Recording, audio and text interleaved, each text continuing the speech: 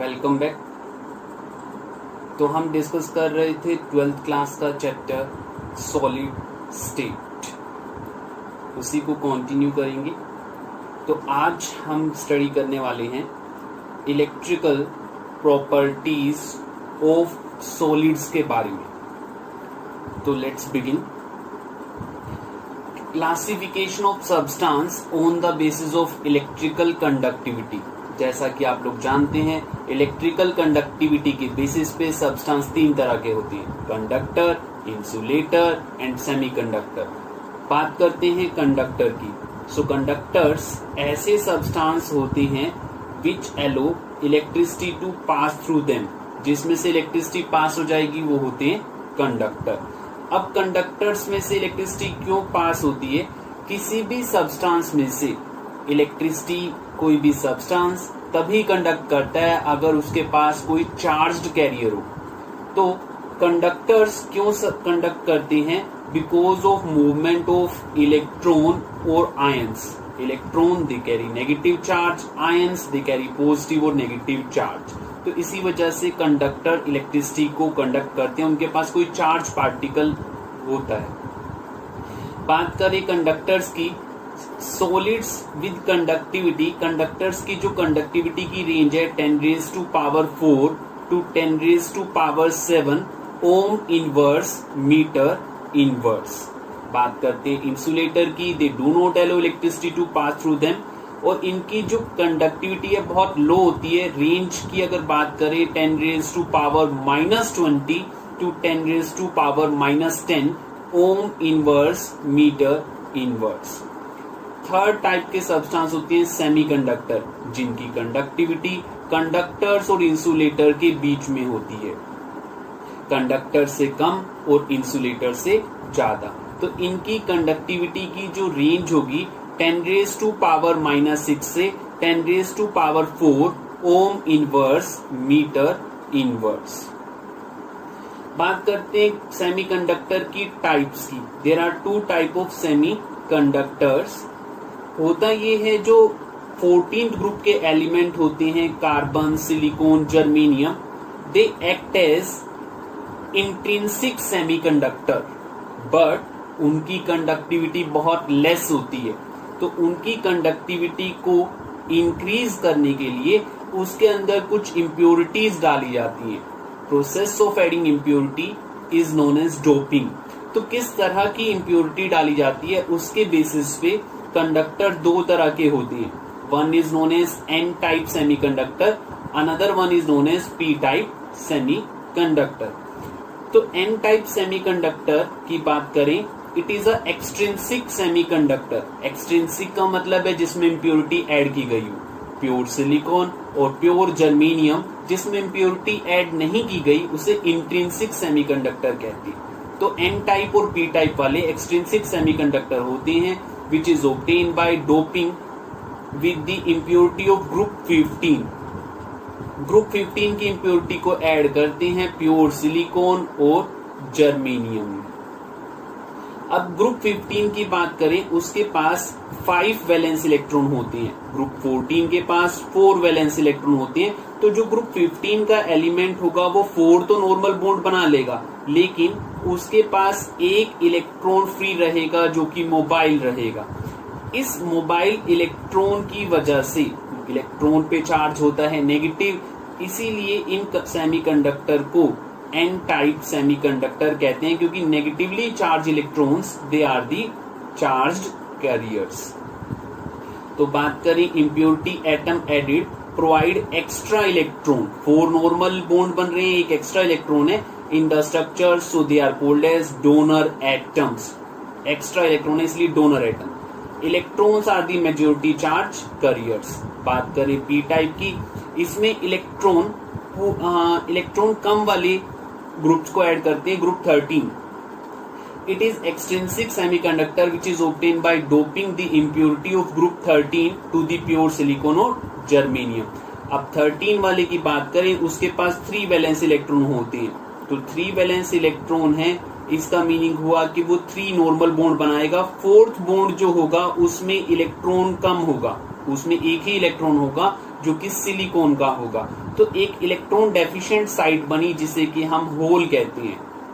तो ऐसे इंप्योरिटीज के पास एक्सेप्टर एटम होते हैं और होल्स पॉजिटिवली चार्ज होते हैं। They are the majority charged carrier, that's why this is known as p type semiconductor.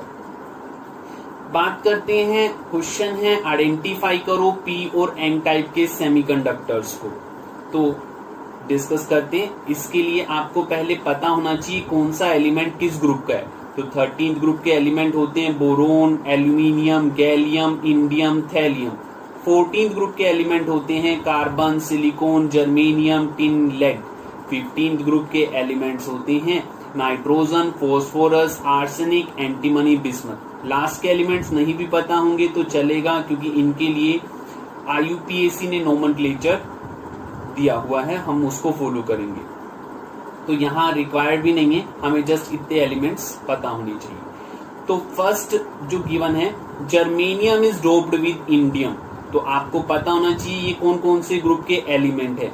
So germanium it is a 14th group element and indium की बात करें it is a 13th group element. तो 14 group को 13 से mix कर रहे हैं, इसका मतलब एक इलेक्ट्रॉन कम है 13 ग्रुप के पास, होल क्रिएट होगा। तो ऐसे सेमीकंडक्टर को हम पी टाइप सेमीकंडक्टर कहेंगे। Then boron doped with silicon and silicon doped with boron. This is a very important discussion. बहुत सारे बच्चों को कंफ्यूजन होता है कि बोरोन डोप्ड विद सिलिकॉन और सिलिकॉन डोप्ड विद बोरोन दोनों सेम होंगे, डिफरेंट होंगे, क्या होंगे, तो इसे डिस्कस कर रहा हूं। कहा गया है बोरोन डोप्ड विद सिलिकॉन।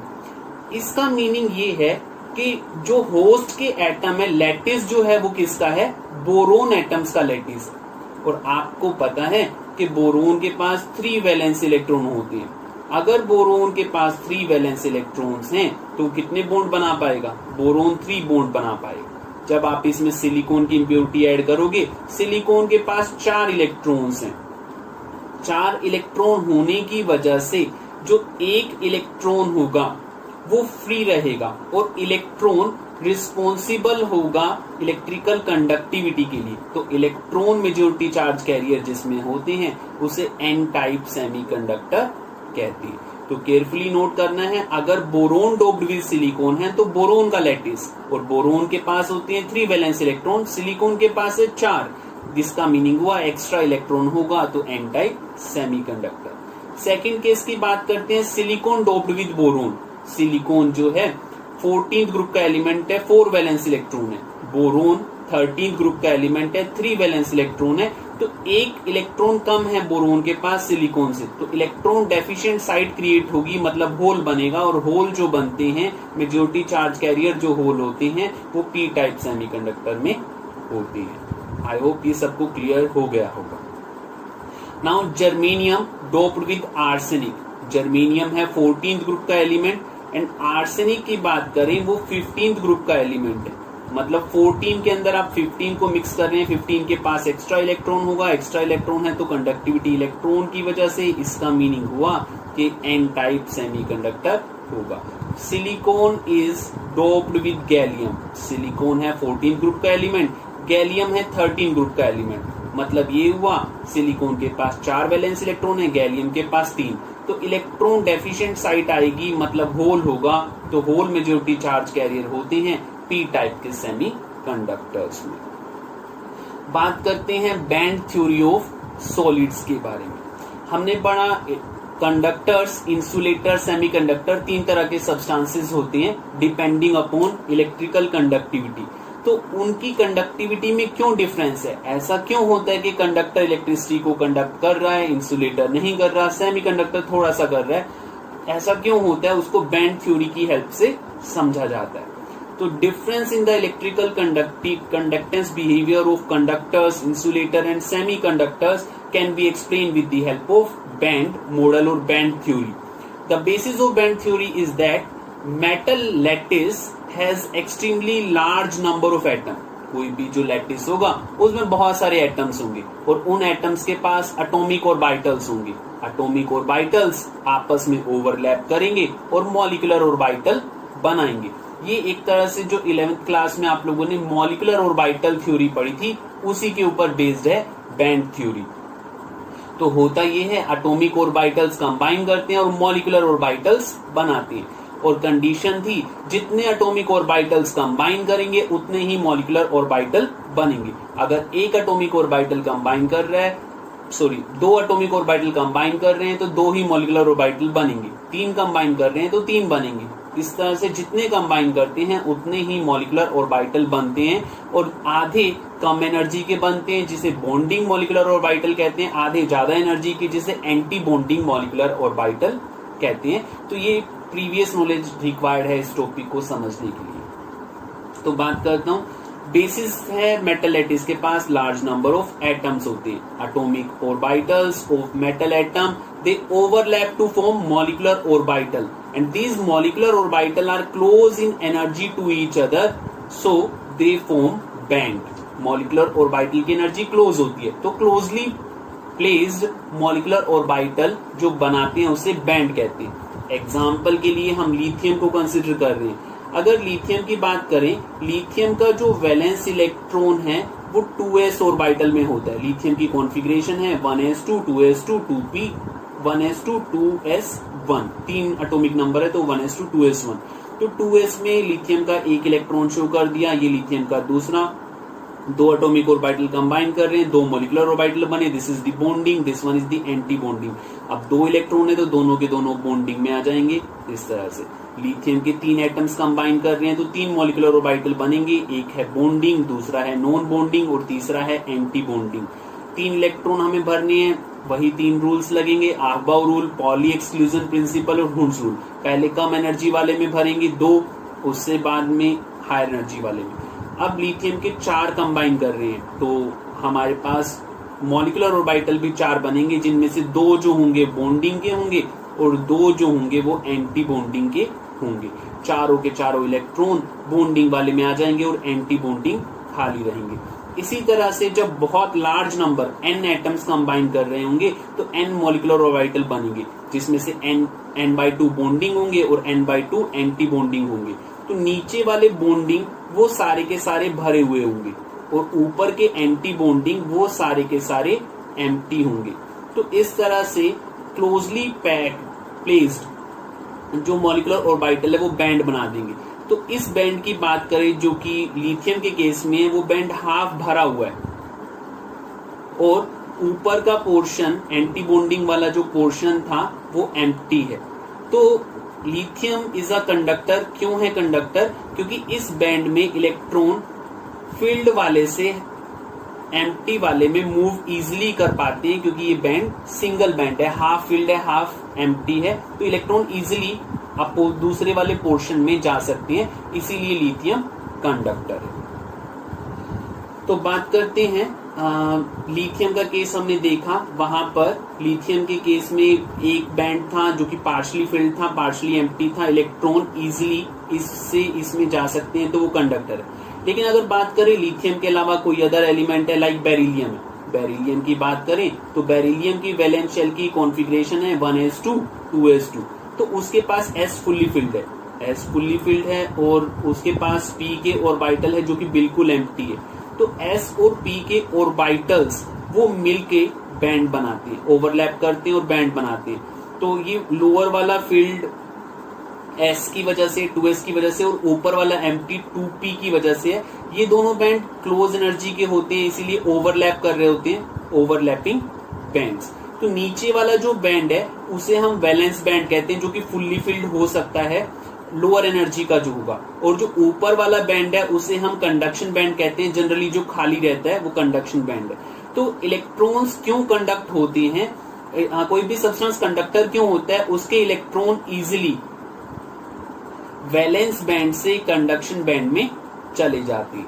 अब अगर बात करें इंसुलेटर, कंडक्टर्स के केस में क्या होता है, या तो पार्शली फिल्ड बैंड होंगे या ओवरलैपिंग बैंड होंगे। इंसुलेटर्स की बात करें उनके केस में वैलेंस बैंड और कंडक्शन बैंड में बहुत बड़ा गैप होता है, लार्ज एनर्जी गैप होता है, इस गैप को फोरबिडन जोन कहते हैं। तो इस फोरबिडन जोन की वैल्यू बहुत ज्यादा होती है, तो इलेक्ट्रॉन वैलेंस बैंड से कंडक्शन बैंड में नहीं जा पाता है, इसीलिए सब्सटेंस जो है वो इंसुलेटर्स होते हैं। बात करते हैं सेमीकंडक्टर की। सेमीकंडक्टर्स में ये जो एनर्जी गैप है वो बहुत कम होता है as compare to insulator.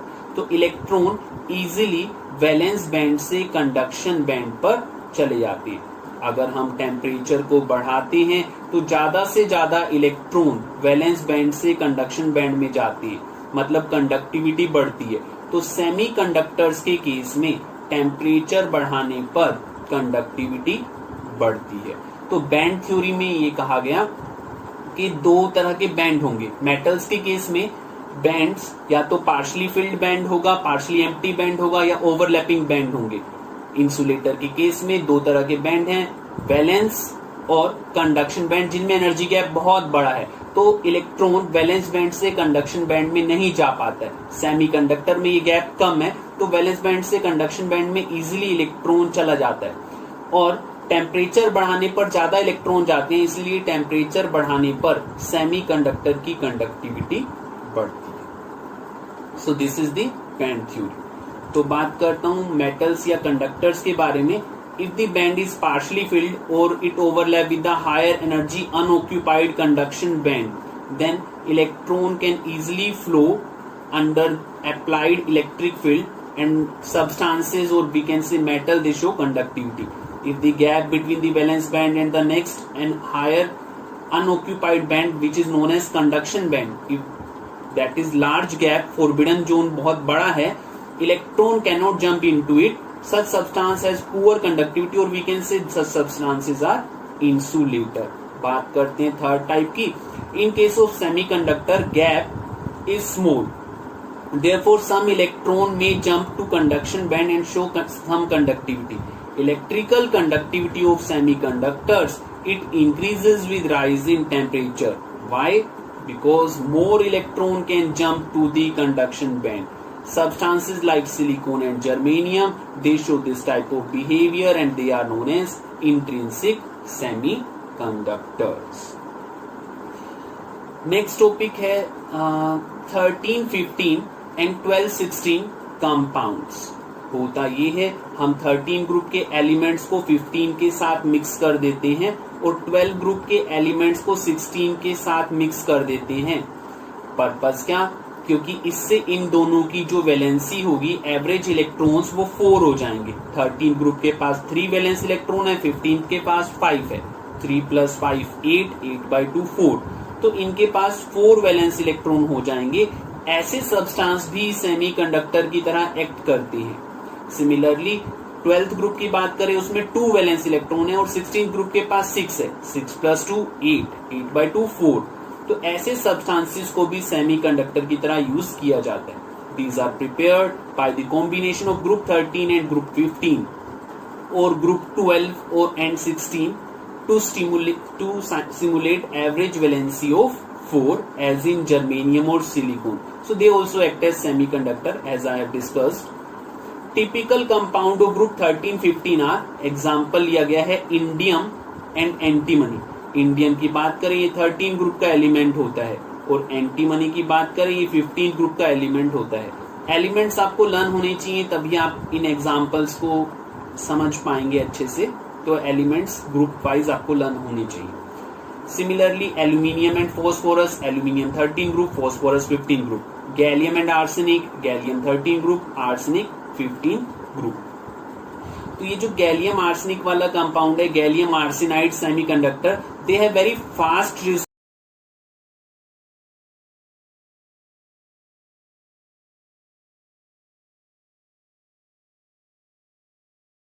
Revolution आ गया है इन डिवाइसेस की वजह से।